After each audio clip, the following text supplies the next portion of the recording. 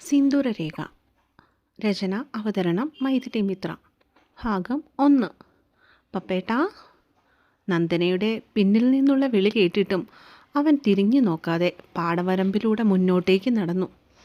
ഒന്ന് നിൽക്ക് പപ്പേട്ടാ, എത്ര വട്ടം വിളിച്ചു ഞാൻ. കൈകൾ രണ്ടും വിരിച്ചുകൊണ്ട് ഓടിക്കയറി മുൻപിൽ വന്ന് നിൽക്കുന്ന പെണ്ണിനെ രൂക്ഷമായ ഒരു നോട്ടം നോക്കി തടഞ്ഞവൻ. വില കൂടിയ ഒരു മഞ്ഞ നിറമുള്ള ചുരിദാറാണ് നന്ദനയുടെ വേഷം. ആരെയും മയക്കുന്ന അങ്കലാവണ്യത്തോടു കൂടിയ പെണ്ണൊരുത്തി. മുടി തോളറ്റം വരെ വെട്ടി മുറിച്ചിട്ടുണ്ട്. മുഖത്ത് ചെറിയ കറുത്ത പൊട്ടൊഴികെ മറ്റു ചമയങ്ങളൊന്നും തന്നെയില്ല. കറുത്ത് വിടർന്ന കണ്ണുകളിലെ ഇടതൂർന്ന കൺപീലികൾ അവളുടെ സൗന്ദര്യത്തെ മാറ്റുകൂട്ടുവാൻ പോന്നതായിരുന്നു. മൂക്കിന് തുമ്പത്തെ വെള്ളക്കൽ മൂക്കുത്തി ഒന്നു മാത്രം മതിയായിരുന്നു അവളിലെ വശ്യതയ്ക്ക് മിഴിവേകുവാനായി. വഴിയിൽ നിന്ന് മാറ് നന്ദന, എനിക്ക് പോയിട്ട് പണിയുള്ളതാ. അവൻ്റെ ആ നന്ദനയെന്നുള്ള വിളിയിൽ പെണ്ണിൻ്റെ കണ്ണുകളൊന്നു ചുരുങ്ങി. പരിഭവം ഇരുണ്ട കാർമേഘം പോലെ മുഖമാകെ പടർന്നു കയറി. നന്തൂട്ടി എന്ന വിളിയിൽ നിന്നും നന്ദനയിലേക്കുള്ള മാറ്റത്തിന് കാരണങ്ങൾ ഒരുപാടുണ്ടായിരുന്നു എന്നവൾ ഓർത്തില്ല. പപ്പേട്ടനും ഞാൻ മിണ്ടാൻ വരുമ്പോൾ മാത്രമാണോ നേരമില്ലാത്തത്? ഇത്രയും നേരം പണിക്കാരോട് അവിടെ കത്തിയടിച്ച് നിൽക്കുന്നത് ഞാൻ കണ്ടായിരുന്നുവല്ലോ. ചുണ്ടുകൾ കൂർപ്പിച്ചുകൊണ്ടുള്ള അവളുടെ ചോദ്യം പത്മനാഭനെ തെല്ലൊന്ന് അലോസരപ്പെടുത്തിയെങ്കിലും മുഖത്ത് കാട്ടാതെ പരമാവധി കടിച്ചു പിടിച്ചവൾ. നിനക്കിപ്പോൾ എന്താ വേണ്ടത്? തോളിലിരുന്ന തൂമ്പ നിലത്തിറക്കി വെച്ചിട്ട് ഉടുത്തിരുന്ന കാവിമുണ്ടൊന്ന് അഴിച്ചു മടക്കി കുത്തിയവൻ. വിയർപ്പിൽ കുതിർന്ന കൈയില്ലാത്ത വെള്ള ബനിയൻ മുൻപിലേക്കൊന്ന് വലിച്ചു വിട്ടുകൊണ്ട് പപ്പനവളെ നെറ്റി ചുളിച്ചു നോക്കി. നിന്നോടാ നന്ദന ചോദിച്ചേ? പെണ്ണിൻ്റെ കണ്ണുകൾ തൻ്റെ ഉറച്ച ശരീരത്തിലൂടെ ആർത്തിയോടെ ഇഴയുന്നത് കണ്ടതും അവനൊന്ന് ദേഷ്യത്തോടെ ചീറി. അത് പിന്നെ പപ്പേട്ടൻ എന്തിനാ ഇപ്പോൾ വീട്ടിലേക്ക് വരാത്തത്? അച്ഛനവിടെ തിരക്കുന്നുണ്ടായിരുന്നു. അവൻ്റെ നോട്ടത്തിൽ തളർന്നു പോയതും പെട്ടെന്നുണ്ടായ പതറിച്ച മറച്ചു പിടിച്ചുകൊണ്ടവൾ പൊടുന്നനെ ഒരു പുഞ്ചിരി ചൊടികളിൽ വിരിയിച്ചു വെച്ചു. എന്തിനാ ഞാനിപ്പോൾ നിൻ്റെ അച്ഛനെ കാണുന്നത്? പറയേണ്ട കാര്യങ്ങൾ മാമനോട് ഞാൻ പറയേണ്ടതുപോലെ തന്നെ പറഞ്ഞതാണല്ലോ. പപ്പൻ വീറോടെ ചോദിച്ചതും അവൾ ഉത്തരമില്ലാതെ തലകുനിച്ചു നിന്നു. പപ്പേട്ടാ, ഏട്ടന് കഴിയുമോ എന്നെ മറന്ന് ജീവിക്കുവാൻ? ഒന്നുമില്ലെങ്കിലും നമ്മൾ ഒരിക്കൽ പ്രണയിച്ചവരല്ലേ. പപ്പേട്ടൻ എന്തിനാണിങ്ങനെ വാശി കാട്ടുന്നത്? ആർക്കു വേണ്ടിയാ? അച്ഛൻ പറഞ്ഞ കാര്യം ഏട്ടന് ചെയ്യാൻ എന്താണിത്ര മടി? മുഖം ചുവപ്പിച്ചുകൊണ്ട് നന്ദന വീറോടെ ചോദിച്ചു. വാശി കാട്ടിയത് ആരാണ് നന്ദന? ഞാനാണോ? എൻ്റെ മക്കളെ ഉപേക്ഷിച്ച് കളയാൻ പറഞ്ഞ മേടയിലെ ശ്രീകുമാർ എന്ന നിൻ്റെ അച്ഛനെ തല്ലാതെ വിട്ടത് എൻ്റെ അമ്മാവന് ആണെന്നുള്ള ഒരൊറ്റ കാരണം കൊണ്ടാണ്. ഇനിയും ആ മര്യാദ എന്നിൽ നിന്നും പ്രതീക്ഷിക്കരുതെന്ന് സമയം കിട്ടുമ്പോൾ നിൻ്റെ അച്ഛനോടൊന്ന് പറഞ്ഞു കൊടുത്തേക്ക്. നിലത്ത് വെച്ചിരുന്ന തൂമ്പ അതുപോലെ എടുത്ത് തോളിലേക്ക് വെച്ചുകൊണ്ട് നന്ദനയെ തള്ളി മാറ്റിയിട്ട് അവൻ മുന്നോട്ടേക്ക് കാലുകൾ നീട്ടി. പപ്പേട്ടാ, നിങ്ങൾക്കൊരിക്കലും ഈ നന്ദനയെ മറന്ന് ജീവിക്കാൻ പറ്റുകയില്ല. കാരണം നിങ്ങളുടെ പ്രണയം ഞാൻ മാത്രമാണ്. ഇന്നല്ലെങ്കിൽ നാളെ അത് അംഗീകരിക്കുന്ന ഒരു ദിവസം വരും. അന്ന് പപ്പേട്ടൻ്റെ കൈകൊണ്ടൊരു താലി ഈ നന്ദനയുടെ കഴുത്തിൽ വീരും. ആ വിരലുകൾ കൊണ്ടിത്തിരി ചുവപ്പ് ഈ സിന്ദൂരരേഖയിലും. അവന് നേരെ കൈ ചൂണ്ടിക്കൊണ്ട് പെണ്ണ് വിളിച്ചു കൂവി. ഒരിക്കലും നടക്കാത്ത ആഗ്രഹങ്ങൾ സ്വപ്നം കണ്ട് വെറുതെ ജീവിതം നശിപ്പിക്കേണ്ട നന്ദന. നിന്നെ പ്രണയിച്ച പത്മനാഭൻ 2 വർഷങ്ങൾക്ക് മുമ്പ് മരിച്ചു മണ്ണോടടിഞ്ഞു. അല്ല, നീ നിൻ്റെ അച്ഛനും കൂടി കൊന്നു കുഴിച്ചു മൂടി. തിരിഞ്ഞു നിന്നുകൊണ്ടവൻ ഇടറിയ ശബ്ദത്തോടെ പറഞ്ഞു. കണ്ണിൽ പടർന്നു കയറിയ ചുവപ്പിനെ ഒരു പുഞ്ചിരി കൊണ്ട് മറച്ചു പിടിച്ചുകൊണ്ട് അവളിൽ നിന്നും അവൻ നടന്നു നീങ്ങി. നിങ്ങളെ അങ്ങനെ എൻ്റെ പരിധിയിൽ വരുത്തണമെന്ന് എനിക്കറിയാം പപ്പേട്ടാ. ആ പിള്ളേരല്ലേ അതിനുള്ള തടസ്സം. അതുങ്ങളില്ലാതായാൽ നിങ്ങൾ എൻ്റെ അരികിലേക്ക് തന്നെ വന്നോളുമെന്ന് എനിക്ക് നല്ലോണം അറിയാം. അവൻ പോയ വഴിയിലേക്ക് നോക്കിക്കൊണ്ട് നന്ദനയൊന്ന് പുച്ഛിച്ചു. അവളിൽ നിന്നും കാതങ്ങൾ ദൂരം അവൻ താണ്ടിയതറിയാതെ. അവനായി ജനിച്ചവൾ അധികം കാലതാമസമില്ലാതെ തന്നെ അവനിലേക്ക് എത്തുമെന്നറിയാതെ. ഇല്ല നന്ദന, നിന്നോടുള്ള പ്രണയം 2 വർഷങ്ങൾക്ക് മുൻപേ തന്നെ ഞാൻ കുഴി കുത്തി മൂടിയതാണ്. കാരണം ഒരിക്കലും നീ എൻ്റെ മക്കൾക്ക് ഒരു നല്ല അമ്മയാവില്ല. അവരെൻ്റെ ഉയിരാണ്. ഈ പത്മനാഭൻ്റെ 2 കണ്ണുകൾ. എൻ്റെ മക്കളെ എന്നിൽ നിന്നും വേർപിരിക്കാൻ നിനക്കൊരിക്കലും കഴിയില്ല. നിനക്കെന്നല്ല, ഈ ലോകത്തുള്ള മറ്റാർക്കും. അതേസമയം മനസ്സിലെ കല്ലാക്കി തിരിഞ്ഞു നോക്കാതെ നടക്കുമ്പോൾ ഒരു പ്രതിജ്ഞ പോലെ അവനത് ഉരുവിടുകയായിരുന്നു. പാടം കഴിഞ്ഞ് അതിനോട് ചേർന്ന് കിടക്കുന്ന മൺപാതയിലേക്ക് കയറിയവൻ ആ വഴിയെ മുന്നോട്ടേക്ക് നടന്നാൽ വലതുവശത്തായി കാണുന്ന 5ാമത്തെ വീടാണ് പപ്പൻ്റേത്. പണ്ട് തൊട്ടേ പേരും പ്രശസ്തിയുമുള്ളതാണ് ചന്ദ്രമംഗലം തറവാട്. ജന്മികളായിരുന്ന അവർക്ക് ഇന്നും ഏക്കർ കണക്കിന് കൃഷിപ്പാടങ്ങളുണ്ട്. അതിൻ്റെയൊക്കെ നോക്കി നടത്തിപ്പുകാരൻ ഇപ്പോഴത്തെ തലമുറയിലെ പത്മനാഭനാണ്. പഴയ രീതിയിൽ പണിത പ്രൗഢിയോടെ തല ഉയർത്തി നിൽക്കുന്ന ചന്ദ്രമംഗലം തറവാടിൻ്റെ വിശാലമായ മുറ്റത്തേക്ക് ഗേറ്റും തുറന്ന് കയറി ചെന്നവൻ തോളിലെ തൂമ്പ വീടിനോട് ചേർന്നുള്ള കാർപോർച്ചിൻ്റെ പിന്നിൽ ഉണ്ടാക്കിയിട്ടുള്ള വലിയ മുറിയിലേക്ക് കൊണ്ടുചെന്ന് വെച്ചു. കൃഷിക്ക് വേണ്ടിയുള്ള പണിസാധനങ്ങളും വിത്തുകളും അതിനോടനുബന്ധിച്ച സാധന സാമഗ്രികളുമൊക്കെ സൂക്ഷിക്കാൻ വേണ്ടി നിർമ്മിച്ചതായിരുന്നു പുറത്തുനിന്നും പൂട്ടാൻ പറ്റുന്ന രീതിയിലുള്ള ആ വലിയ മുറി. തലയിൽ വട്ടം ചുറ്റിയ തോർത്തൊന്ന് അഴിച്ചു കുടഞ്ഞുകൊണ്ട് അവൻ വീടിന് പിന്നിലുള്ള കുളപ്പടവിലേക്ക് വേഗത്തിൽ നടന്നു. വാതിൽ തുറന്ന് പടവുകളിറങ്ങി കുളത്തിൻ്റെ മുകളിൽ ഒരരികിലായി നിർമ്മിച്ച ഒരൊറ്റ മുറിയിലേക്ക് കടന്നവൻ സോപ്പും എണ്ണയും ഇട്ട് മാറാനുള്ള തുണിയും എടുത്തുകൊണ്ട് പപ്പൻ പതിയെ വെള്ളത്തിലേക്കിറങ്ങി. എണ്ണ തേച്ചുള്ള ഒരു കുളിയും കഴിഞ്ഞ് ഉടുത്തിരുന്ന കാവിമുണ്ടും ബനിയനും അഴിച്ച് നനച്ചു പിഴിഞ്ഞ് പുതിയൊരെണ്ണ എടുത്തെടുത്തു. ദേഹം തുടച്ച നനഞ്ഞ തോർത്ത് ബലിഷ്ഠമായ അവൻ്റെ വെളുത്ത മാറിന് കുറുകെ ഇട്ടുകൊണ്ടവൻ കുളപ്പടവിന് മുകളിലേക്ക് കയറി വീടിന് മുൻപിലേക്ക് നടന്നു. നാണിയമ്മേ. പതിവ് പോലെ അകത്തുനിന്നും ശബ്ദമൊന്നും കേൾക്കാതെയായപ്പോൾ അവനൊന്ന് പരിഭ്രമിച്ചു. ആ, മോൻ വന്നോ? നനഞ്ഞ കൈ നൈറ്റിക്ക് മുകളിലിട്ടിരിക്കുന്ന വെള്ള തോർത്തിൽ ഒപ്പിക്കൊണ്ടവർ പുഞ്ചിരിയോടെ തിണ്ണയിലേക്ക് വന്നു നിന്നു. മക്കൾ എന്തിയേ? ഒച്ചയൊന്നും കേൾക്കുന്നില്ലല്ലോ. സംശയത്തോടെ നെറ്റി ചുളിച്ചുകൊണ്ട് അവരെയും കടന്നവൻ തിണ്ണയിൽ നിന്നും അകത്തെ ഹാളിലേക്ക് കയറി. ഒന്നും പറയണ്ട എൻ്റെ പപ്പ, ഇത്രയും നേരം രണ്ടും കൂടെ പൊരിഞ്ഞ അടിയായിരുന്നു. അച്ഛൻ വേണമെന്നും പറഞ്ഞ് കുറച്ചു നേരം കരഞ്ഞുകൊണ്ടിരുന്നു. ദേ ഇപ്പോൾ ഉച്ചയൂണം കഴിഞ്ഞൊന്ന് കിടന്നതേയുള്ളൂ. എൻ്റെ ദൈവമേ, പിള്ളേരായ ഇങ്ങനെയുണ്ടോ? എന്താ രണ്ടിൻ്റെയും കുറുമ്പ്? മുറിയുടെ നേർക്ക് നടന്നു പോകുന്ന പത്മനാഭനോട് അവർ ചിരിയോടെ വിളിച്ചു പറഞ്ഞു. നാണിയമ്മ വേണേ വീട്ടിലേക്ക് വയ്ക്കുള്ളൂ, ഇന്നിനി ഞാൻ പാടത്തേക്ക് പോകുന്നില്ല. അവരെ നന്ദിയോടെ ഒന്ന് നോക്കിയിട്ട് പപ്പൻ പുഞ്ചിരിച്ചു കാട്ടി. ശരി മോനെ, എല്ലാം ഉണ്ടാക്കി ടേബിളിൽ മുമ്പിൽ വെച്ചിട്ടുണ്ടേ, എടുത്ത് കഴിക്കാൻ മറക്കരുത്. അച്ഛനുള്ളത് ഞാൻ വിളമ്പി കൊടുത്തിട്ടുണ്ട്. മക്കൾ കരഞ്ഞാൽ എന്നെ ഒന്ന് വിളിച്ചേക്കണം കേട്ടോ. എന്നാൽ ഇറങ്ങിയേക്കുക.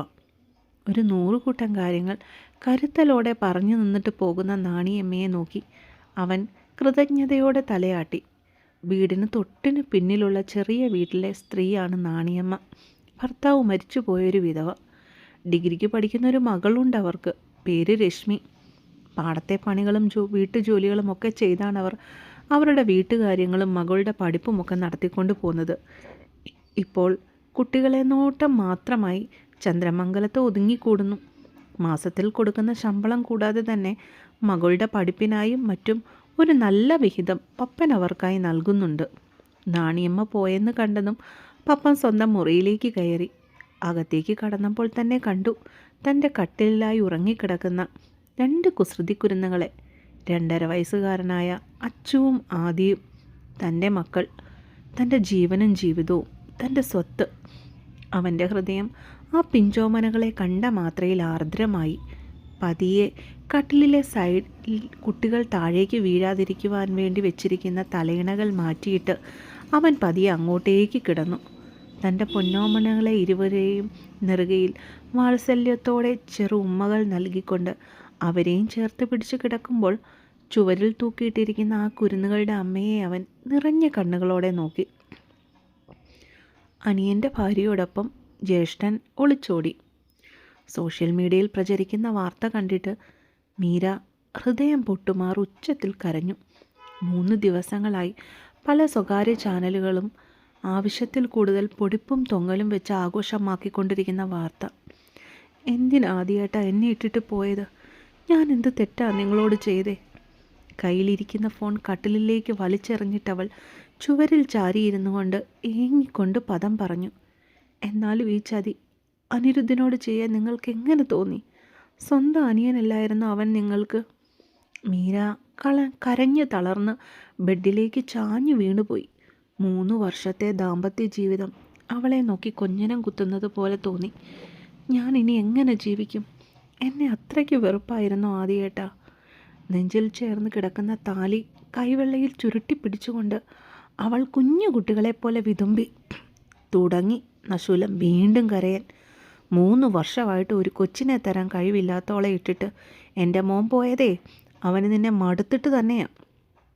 ഒരു മച്ചിയായി നിൻ്റെ കൂടെ പൊറുക്കുന്നതിലും നല്ലത് അവൻ വിനീതയുടെ കൂടെ ജീവിക്കുന്നത് തന്നെയാണ്.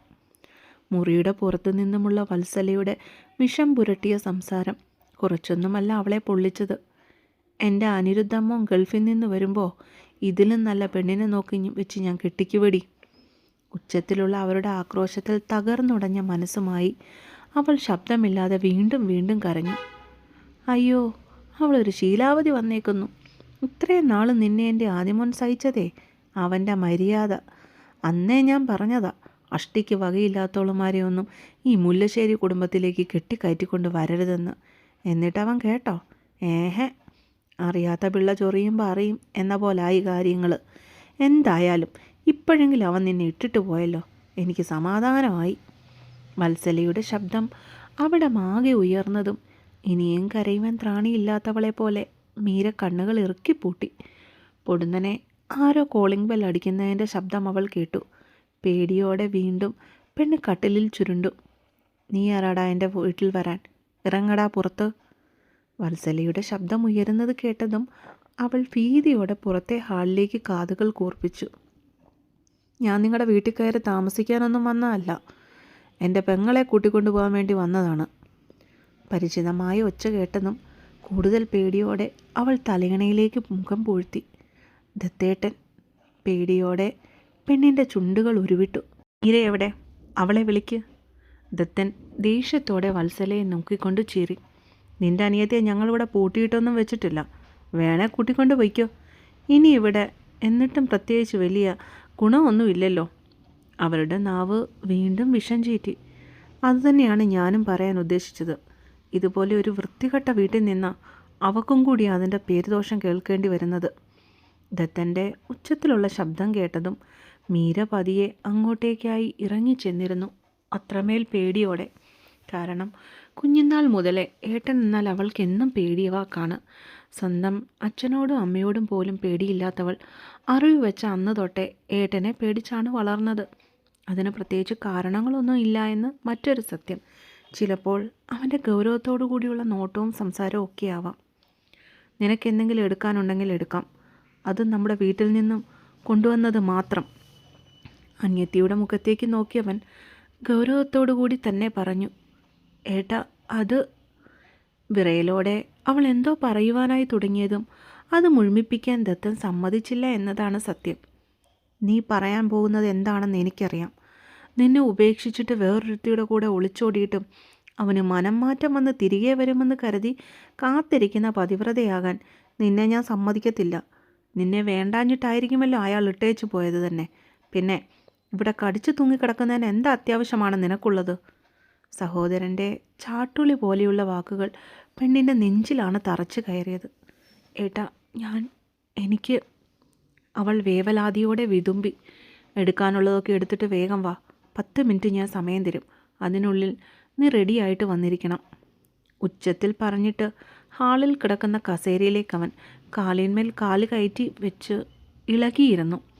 അവന് നേർക്ക് സമ്മതം എന്ന വണ്ണം ഒന്ന് തലയാട്ടിക്കൊണ്ട് മീര അകത്തെ മുറിയിലേക്ക് നടന്നു. സ്വന്തം വീടാണെന്ന് കരുതിയാ ഇരിപ്പ്. ഇവിടെ വന്നിങ്ങനെ ഇരിക്കുവാൻ നിനക്ക് എന്തർഹതയാടാ ഉള്ളത്? ദത്തൻ്റെ മട്ടും ഭാവവും ഒക്കെ കണ്ടപ്പോൾ വത്സല പിറുപിറുത്തുകൊണ്ട് അവനിരിക്കുന്ന കസേരയുടെ എതിർവശത്തായി കിടന്ന സെറ്റിയിൽ ഒന്നിളകിയിരുന്നു. അയ്യോ, അത്രയ്ക്കൊന്നും ഞാൻ അധപതിച്ചിട്ടില്ല.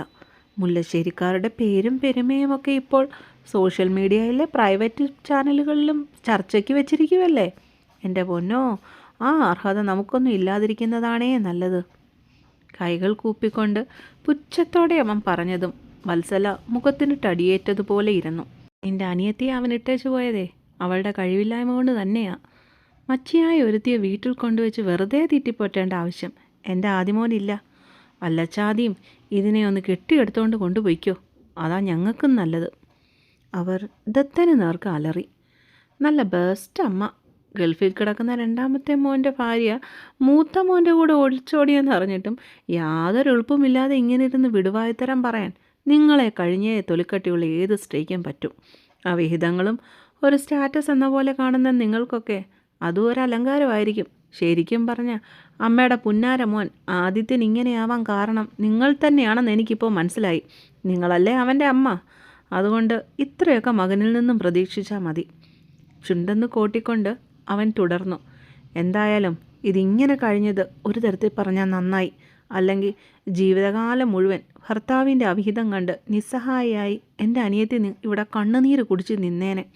സ്വന്തം മകനെ മറ്റൊരു പെണ്ണിന് കൂട്ടിക്കൊടുത്ത നിങ്ങൾ സ്വന്തം ഭർത്താവിനെ എത്ര പേർക്ക് കൂട്ടിക്കൊടുത്ത് കാണും? എടാ, നീ എന്തു പറഞ്ഞടാ?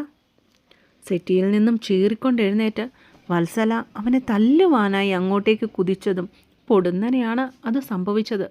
ദത്തൻ അവരിൽ നിന്നും പൊടുന്നനെ ഒഴിഞ്ഞു മാറുവാനായി ശ്രമിച്ചതും വത്സല അവനിരുന്ന കസേരയും കൊണ്ട് പിന്നിലേക്ക് മലച്ചു വീണ് കഴിഞ്ഞിരുന്നു.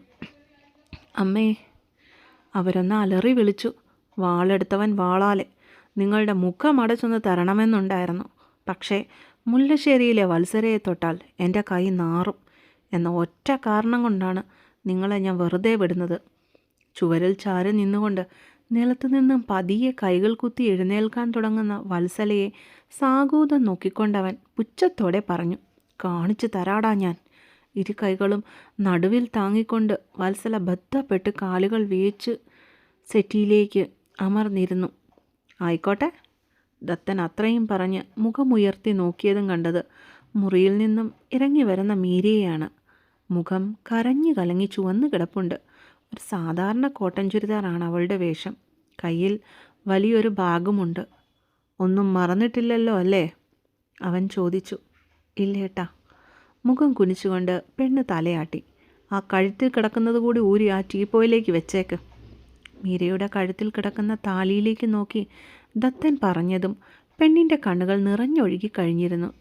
വേഗം വേണം. നിറമിഴിയോടെ തന്നെ നോക്കിക്കൊണ്ട് നിൽക്കുന്ന സഹോദരിയെ കണ്ടപ്പോൾ മനസ്സ് കല്ലാക്കിക്കൊണ്ടവൻ ധൃതി കൂട്ടി. ഒരു പൊട്ടിക്കരച്ചിലോടെ അവളത് തലവഴി ഊരിയെടുത്ത് കൈകളിൽ പിടിച്ചു.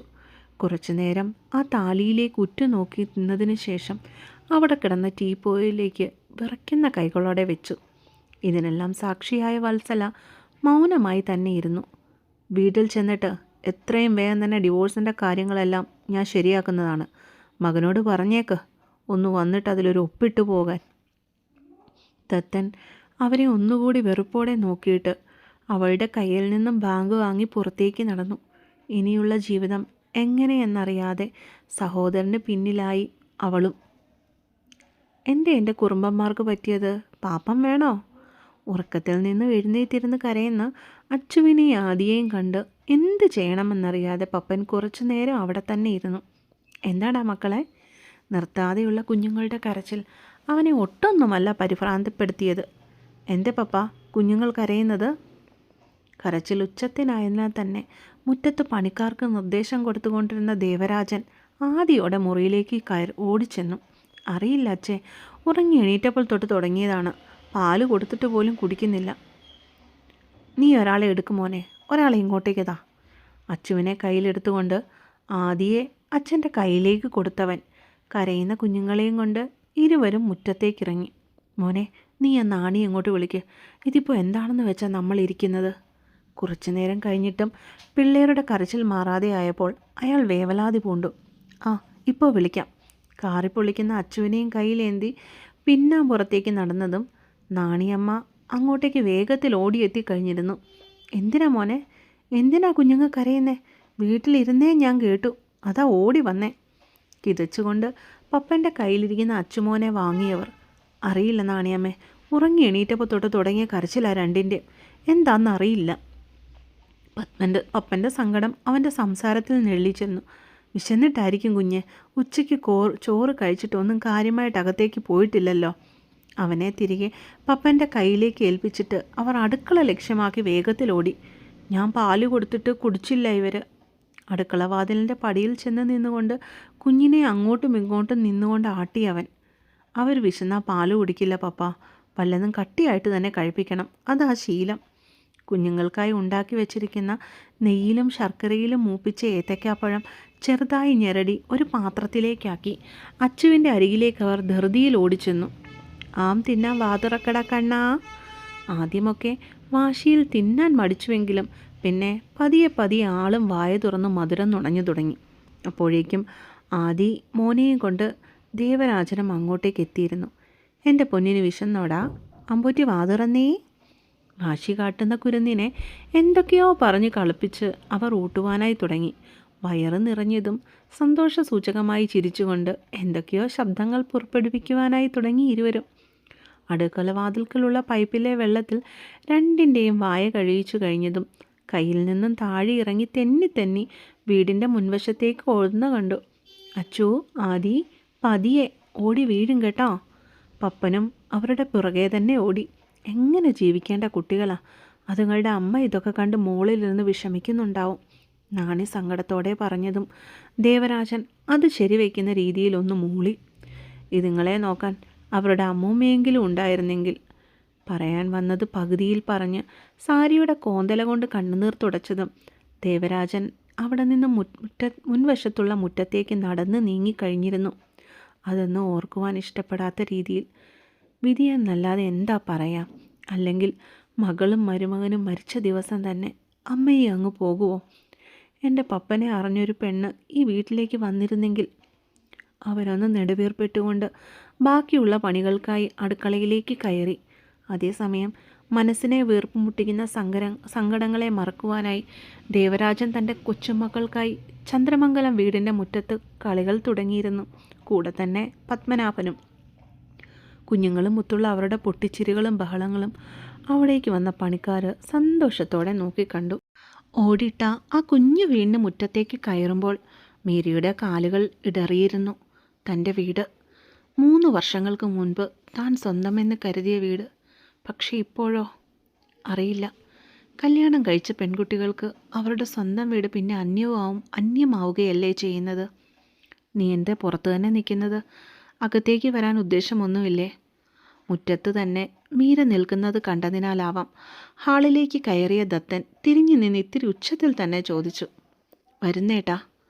ഒട്ടൊരു വിറയലോടെ വലംകാല് കുത്തി അകത്തേക്ക് കയറിയവൾ. വന്നോ നീയ്? അടുക്കളയിൽ എന്തോ പണി ചെയ്തുകൊണ്ടിരുന്ന സുലോചന മകളെ കണ്ടപ്പോഴേക്കും അവൾക്കരികിലേക്ക് ചെന്നു. പതിഞ്ഞ ഒരു മറുപടി അവർക്ക് നൽകിയിട്ട് മീര അവളുടെ പഴയ മുറിയിലേക്ക് തന്നെ കയറിപ്പോയി. സുലോചന അവളുടെ പോക്ക് ഒട്ടൊരു നിർവികാരതയോടെ നോക്കി നിന്നു.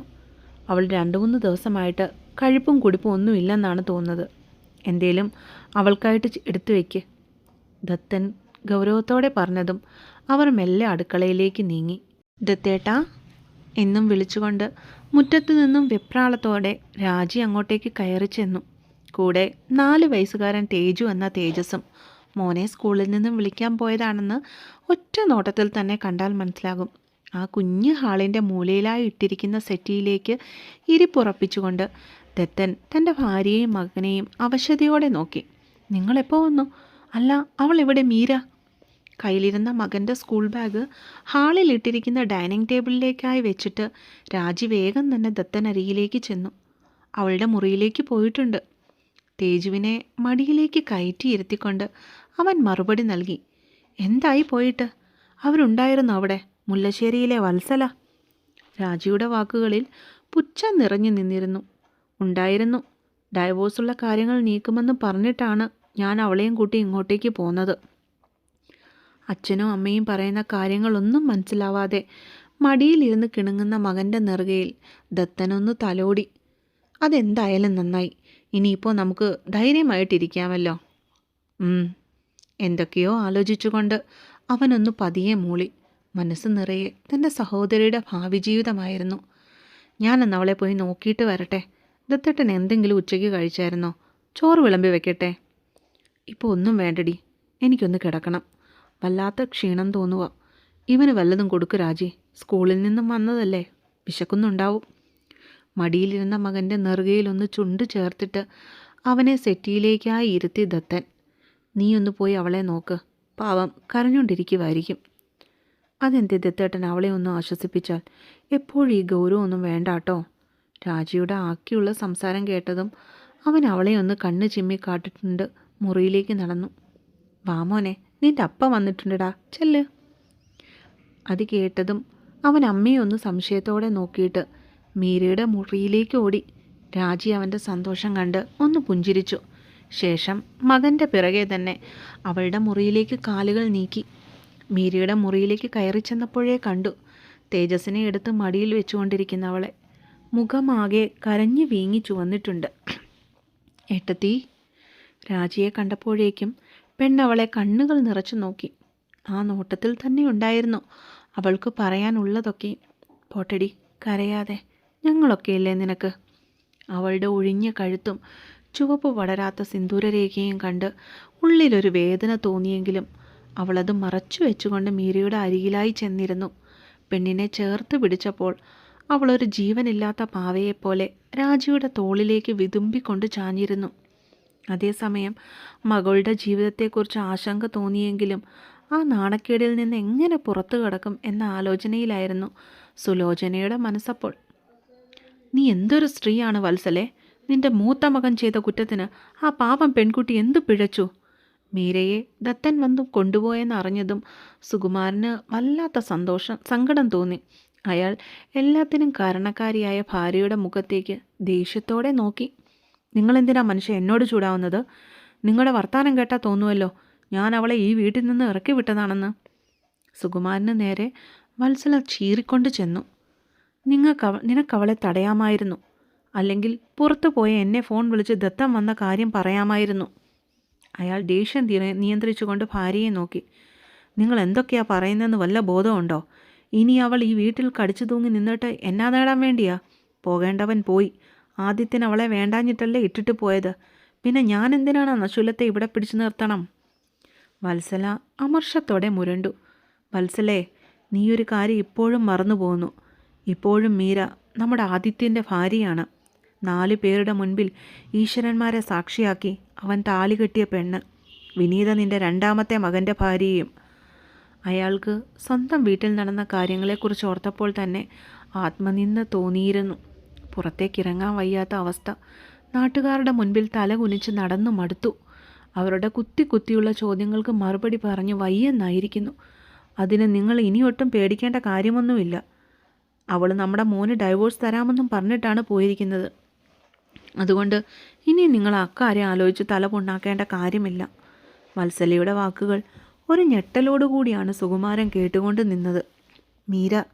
മീര വിവാഹമോചനത്തിന് സമ്മതമാണെന്ന് പറഞ്ഞോ? നീ എന്തൊക്കെയാണ് ഈ വിളിച്ചു പോകുന്നത്? അയാൾ വിശ്വസിക്കാനാവാതെ ചോദിച്ചു. ഞാൻ പറഞ്ഞത് സത്യമാണ്. ഇനിയും നിങ്ങൾക്ക് വിശ്വാസം വരുന്നില്ലെങ്കിൽ ആ ടീപ്പോയിലേക്കൊന്ന് നോക്ക്. ഭാര്യയുടെ കണ്ണുകളെ പിന്തുടർന്ന സുകുമാരൻ വീണ്ടും അവിശ്വസനീയതയോടെ അവരെ നോക്കി. മീരയുടെ താലിമാല. ഇനിയും പ്രതീക്ഷിക്കാൻ ഒന്നുമില്ല എന്ന രീതിയിൽ അയാൾ സ്വന്തം മുറിയിലേക്ക് കാലുകൾ നീക്കി. അല്ലെങ്കിൽ തന്നെ ഒരു പെണ്ണിന് ഇതിലും വലിയൊരു നൊമ്പരം എന്തുണ്ടാവാനാണ്? സ്വന്തം ഭർത്താവ് ഒളിച്ചോടിപ്പോയാൽ വീണ്ടും ഭർതൃഗ്രഹത്തിൽ നാണം കെട്ട് അട്ടിപ്പേറ് കിടക്കേണ്ട കാര്യമൊന്നും അവൾക്കില്ലല്ലോ. പോട്ടെ, അവൾ പൊയ്ക്കോട്ടെ. ഇനിയെങ്കിലും ആ പാവം സന്തോഷത്തോടെ ജീവിക്കട്ടെ. കട്ടിലിലേക്ക് കിടന്നുകൊണ്ട് കണ്ണുകൾ പൂട്ടുന്നതിന് മുൻപായി അയാൾ മനസ്സിൽ പിറുപിറുത്തു. പപ്പാ. കുട്ടികളെ ഉറക്കിക്കിടത്തിയതിനു ശേഷം മുൻവാതിൽ അടയ്ക്കുവാനായി ഹാളിലേക്ക് ഇറങ്ങിയവനെ ദേവരാജൻ പിന്നിൽ നിന്നും വിളിച്ചു. എന്താ അച്ഛാ?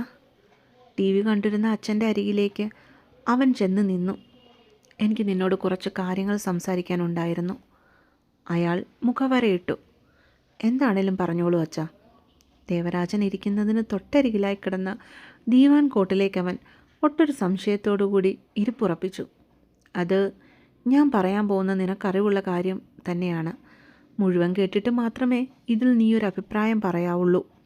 റിമോട്ട് കൊണ്ട് TV ഓഫ് ചെയ്തതിന് ശേഷം അയാൾ ഗൗരവത്തോടുകൂടി പറഞ്ഞു തുടങ്ങി. ഈ വീട്ടിൽ ഒരു പെണ്ണിൻ്റെ കുറവുണ്ടെന്നുള്ള കാര്യം ഞാൻ പറയാതെ തന്നെ നിനക്കറിയാമല്ലോ. നമ്മുടെ പവി 2 കുഞ്ഞുങ്ങളെ നിൻ്റെ കയ്യിൽ ഏൽപ്പിച്ചിട്ടാണ് സമാധാനമായിട്ട് കണ്ണടച്ചത്. മോള് പോയതിൻ്റെ സങ്കടത്തിൽ നിൻ്റെ അമ്മയും അവളുടെ പിറകെ തന്നെ അങ്ങ് പോയി, ജീവിച്ചിരിക്കുന്നവരെ ഒന്നും ഓർക്കാതെ. അത്രയും നേരം ഗൗരവത്തോടെ സംസാരിച്ചിരുന്ന അദ്ദേഹത്തിൻ്റെ സ്വരം അത് പറഞ്ഞപ്പോൾ ചെറിയ രീതിയിൽ ഇടറിപ്പോയി. മക്കൾക്ക് 2.5 വയസ്സേ ആയിട്ടുള്ളൂ. തെക്കേലെ നാണിയമ്മ ഉള്ളതുകൊണ്ട് മാത്രം ഇങ്ങനെ മുന്നോട്ട് പോകുന്നു. മക്കൾക്ക് തിരിച്ചറിവാകുന്ന പ്രായമാണ്. അവർക്ക് അച്ഛനെക്കാട്ടിലുപരി ഒരമ്മയുടെ സാമീപ്യവും സ്നേഹവുമാണ് ഇപ്പോൾ വേണ്ടത്. തോളിൽ കിടന്നിരുന്ന വെള്ളത്തോർത്തുകൊണ്ട് മുഖമൊന്ന് അമർത്തി തുടച്ചുകൊണ്ട് ദേവരാജൻ അവനെ ഒന്ന് പ്രതീക്ഷയോടെ നോക്കാം. ഈ വീട്ടിലൊരു പെണ്ണ് വേണം മോനെ. ചന്ദ്രമംഗലത്തിന് വിളക്കായി, നിനക്ക് നല്ലൊരു ഭാര്യയായി, മക്കൾക്ക് നല്ലൊരമ്മയായി ഒരു പെൺകുട്ടി. നിൻ്റെ അമ്മയും അനിയത്തിയും ഇല്ലാത്ത ഈ വീട്ടിൽ ഒരു മഹാലക്ഷ്മി വരേണ്ടത് അത്യാവശ്യമാണ് പപ്പ. അതുകൊണ്ട് നീ ഒരു വിവാഹം കഴിക്കണം. പറഞ്ഞു പൂർത്തിയാക്കി ദേവരാജൻ മകനെ നിസ്സഹായനാക്കി നോക്കി. അച്ഛാ, അച്ഛൻ എന്തൊക്കെയാണ് ഈ പറയുന്നത്? അച്ഛന് തോന്നുന്നുണ്ടോ വന്നു കയറുന്ന പെണ്ണ് അച്ഛനും ആദിക്കും നല്ലൊരു അമ്മയാകുമെന്ന്? ഒരു പെണ്ണും സ്വന്തം കുഞ്ഞുങ്ങളെ അല്ലാതെ മറ്റൊരു കുഞ്ഞുങ്ങളെ സ്വന്തമായി കാണില്ല അച്ഛാ. അതവരുടെ കുഴപ്പമല്ല, അതങ്ങനെയാ. അവനൊന്ന് ചിരിച്ചു, നിർവികാരനായി. മോനെ, അങ്ങനെ അല്ലാത്തവരും ഉണ്ടാവും. എല്ലാ പെണ്ണുങ്ങളും അങ്ങനെയാണെന്ന് ആലോചിക്കുന്നവരാണെന്ന് നമുക്ക് പറയാൻ പറ്റുമോ? അച്ഛൻ ഉറപ്പ് പറയാൻ പറ്റുമോ? ഞാൻ കെട്ടിക്കൊണ്ടുവരുന്ന പെണ്ണ് എൻ്റെ മക്കളെ സ്വന്തം പിള്ളേരെ പോലെ നോക്കുമെന്ന്? അച്ചുവിനും ആദിക്കും ഒരമ്മയില്ലെന്നുള്ള കുറവ് മാത്രമേ ഇപ്പോഴുള്ളൂ. നാളെ ഒരു പക്ഷേ എൻ്റെ വിവാഹം കഴിഞ്ഞാൽ എൻ്റെ മക്കൾ പല വേദനകളും അനുഭവിക്കേണ്ടതായിട്ട് വരും. അതുകൊണ്ട് ഇക്കാര്യം ഇനി സംസാരിക്കേണ്ട ആവശ്യമില്ല. അവൻ അവസാനമായി പറഞ്ഞു നിർത്തിയിട്ട് പതിയെ അവിടെ നിന്നും എഴുന്നേറ്റു. പിന്നെ പതിയെ മുറിയുടെ നേർക്ക് നടന്നു. റൂമിൻ്റെ വാതിൽക്കൽ വരെ ചെന്ന് നിന്നതിന് ശേഷം പപ്പനൊന്ന് തിരിഞ്ഞു നോക്കി. എന്തോ കാര്യമായ ആലോചനയിൽ മുഴുകിയിരിക്കുന്ന ദേവരാജനെയാണ് അവനപ്പോൾ കണ്ടത്. കെട്ടിച്ചു വിട്ട കെട്ടിയോൻ്റെ വീട്ടിൽ പോയി നിൽക്കണം, അല്ലാതെ കുറ്റിയും പറിച്ചുകൊണ്ട് സ്വന്തം വീട്ടിൽ വന്ന് അട്ടിപ്പേറ് കിടക്കുവല്ല വേണ്ടത്. വീടിന് മുറ്റത്തിരുന്ന് രവി വിളിച്ചു കൂവി. നിങ്ങളൊന്ന് അകത്തേക്ക് വരുന്നുണ്ടോ മനുഷ്യ? വെറുതെ നാട്ടാരെ കൊണ്ട് പറയിപ്പിക്കാനായി. കള്ളു കുടിച്ചാൽ വയറ്റി കിടക്കണം. ഇങ്ങനെ വീട്ടുമുറ്റത്ത് കുത്തിയിരുന്ന അയൽവക്കക്കാരെ കേൾപ്പിക്കാൻ വേണ്ടി ചീത്ത വിളിക്കുകയല്ല ചെയ്യേണ്ടത്. സഹി കെട്ടപ്പോൾ അടുക്കളയിൽ എന്തോ തിരക്കിട്ട പണി ചെയ്തുകൊണ്ടിരുന്ന സുലോചന തിണ്ണയിലേക്ക് ചെന്ന് നിന്നുകൊണ്ട് ഒച്ചയെടുത്തു. നീ ആരാടി മോളെ എന്നെ പേടിപ്പിക്കാൻ? അകത്തിരിക്കുന്ന നിൻ്റെ മോളെ ഇങ്ങോട്ട് ഇറക്കി വിടടി. മനുഷ്യൻ ഇവിടെ നാണക്കേടുകൊണ്ട് തലയും മുണ്ടിട്ട് നടക്കേണ്ട അവസ്ഥയാണ്. അവിടെ കെട്ടിയാൻ ഒളിച്ചേടിയതേ അവക്കടെ കുഴപ്പം കൊണ്ടായിരിക്കും. അയാളുടെ നാവിൽ നിന്നും വീഴുന്ന അറപ്പുളവാക്കുന്ന ചീത്ത കേട്ട് രാജി അരികിലിരുന്ന് പഠിക്കുന്ന തേജുവിൻ്റെ ചെവികൾ പൊത്തിപ്പിടിച്ചു. ദേവേട്ടനൊന്ന് പെട്ടെന്ന് വന്നിരുന്നെങ്കിൽ അവൾ അപ്പോൾ മനസ്സിൽ പ്രാർത്ഥിച്ചു.